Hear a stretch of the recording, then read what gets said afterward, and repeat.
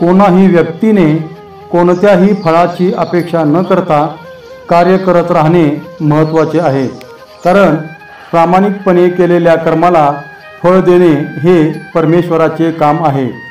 श्री स्वामी समर्थ. साक्षात परमेश्वरच आपल्या सर्व भक्तांची सुव्यवस्थितपणे काळजी घेत असतो. त्यामुळे कोणाही भक्ताला ज्योतिषापुढे हात दाखवण्याची गरज नाही. श्री स्वामी समर्थ.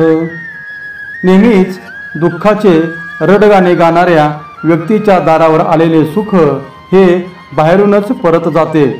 प्रत्येकाने श्रद्धा ठेवून कार्य करत राहावे, म्हणजे परमेश्वर नक्कीच सुख प्राप्त करून देतो. श्री स्वामी समर्थ. कोणीही व्यक्ती परमेश्वराची भक्ती करताना त्यामध्ये वासनांचा आणि कामनांचा उद्देश असला तर त्या व्यक्तीचे पुण्यकर्म नष्ट होतात.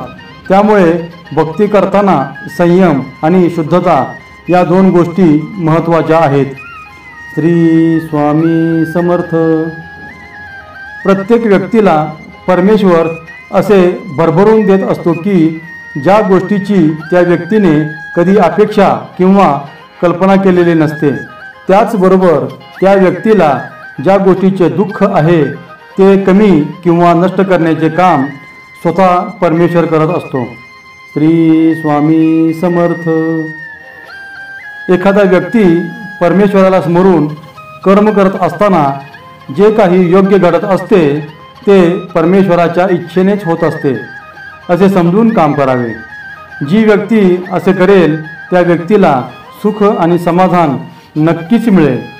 श्री स्वामी समर्थ. प्रत्येक व्यक्तीने आपण ज्या स्थितीमध्ये आहोत त्यामध्ये समाधान मानले पाहिजे. तसेच प्रत्येक परिस्थितीमध्ये परमेश्वराचे स्मरण करत राहिले पाहिजे. परमेश्वराच्या स्मरणाने जीवनाचे नक्की सार्थक होते. श्री स्वामी समर्थ.